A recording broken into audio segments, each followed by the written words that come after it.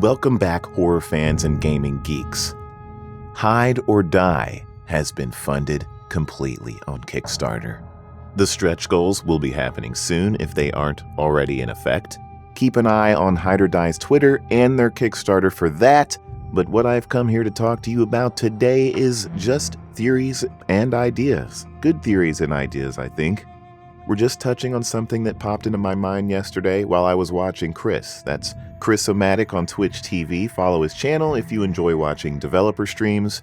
He was putting together some of the level in Gothic, one of the maps that will be ending up in the game. As he was putting the scenes and set pieces together, it excited me to see or at least feel the idea that this all feels like an attraction. And I mentioned this on my previous video a bit, but I didn't really get too carried away with it. Well, today, I will. Let's get right into it. As most of you know, the maps work in sections, and you have to start fuse boxes in those sections in order to progress to the next area location. Once you have first stopped by the tower area to either invest in your findings and possibly escape, which is a pending idea, or move forward to the next section.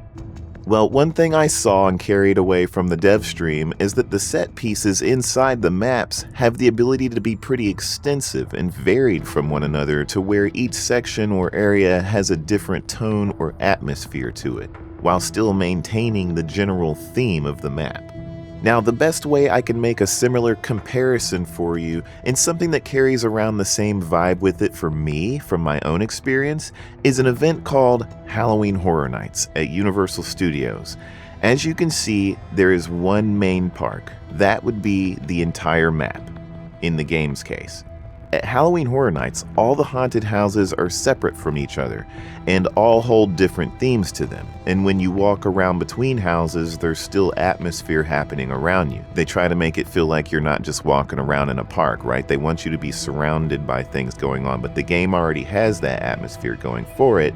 So if you think about that, with Hide or Die, instead of different themed houses, like in Halloween Horror Nights, the set pieces would be within one central map theme. Now, from the developer stream, I saw what Chris was building was a catacombs area for the Gothic map. Gothic is the entire theme of the map. The haunted houses players can traverse are the set pieces.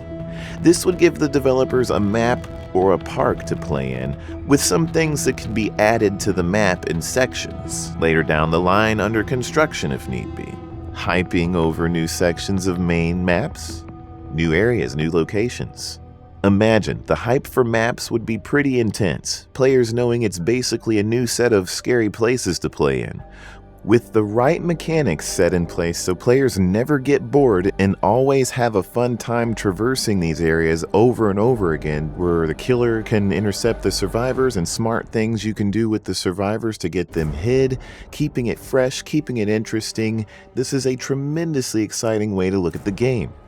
The bunker is essentially a queue line of people waiting to get into your attraction and go play.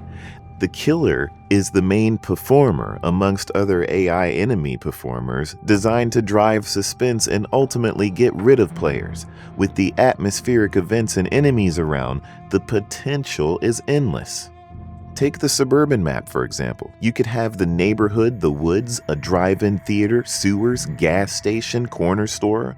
The ideas are endless, and remember, this is all theory. None of this is confirmed, as exciting as it does sound, but it's exciting to think about. I know this video was quick, short and sweet, but what are your thoughts on all this? Are you excited to experience Hide or Die?